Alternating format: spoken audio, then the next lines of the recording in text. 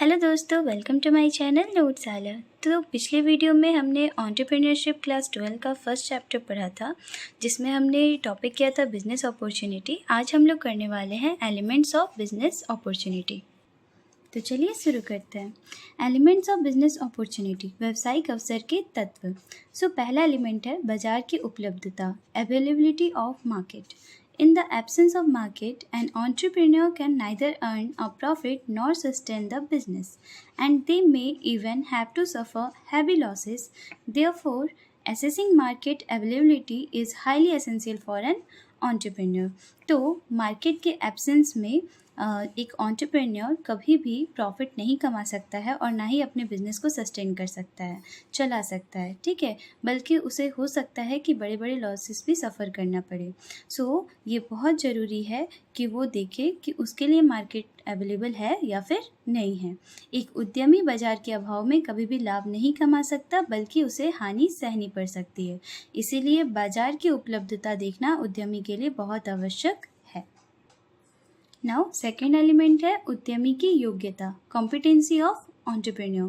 The right utilization of the opportunity depends on the capability of the entrepreneur. If an entrepreneur is capable, she or he can use any situation to his or her advantage, she may get the right opportunity. तो इसका मतलब है कि जो opportunity है उसका सही utilisation किस पे डिपेंड करता है, एंटरप्रेन्योर की कैपेबिलिटी पे, कि वो उसका सही से यूज कर पा रहा है या फिर नहीं। अगर एक एंटरप्रेन्योर कैपेबल होगा तो वो किसी भी सिचुएशन को अपना एडवांटेज बना सकता है और उसे राइट अपॉर्चुनिटी मिल जाएगी, सही अवसर मिल जाएगा।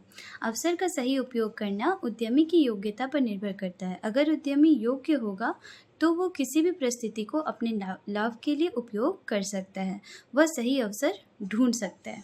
नेक्स्ट एलिमेंट है व्यवहारिक विचार, यानी कि practical idea. There should be practical idea for a good business opportunity. That is, it is very important that we can really make that idea come true. If the ideas are not established in reality, then the entrepreneur will not be able to make a profit from them. तो एक business opportunity के लिए एक practical idea होना बहुत ज़रूरी है, ठीक है।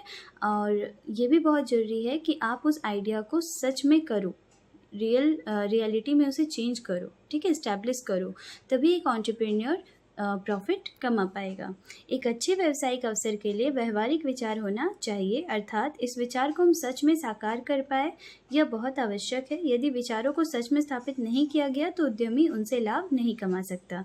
अब हम लोग सोच रहे हैं नए नए आइडियाज़, लेकिन उसे हम स्टैब्लिश ही नहीं कर रहे, उसे रियल लाइफ में यूज़ ही नहीं कर रहे, तो फिर हम कैसे एंटरप्रेन्योर। उसे रियलिटी में बदलना वो सबसे बड़ा चीज़ है, सबसे इम्पॉर्टेंट है, और तभी एंटरप्रेन्योर प्रॉफिट कमा पाएगा।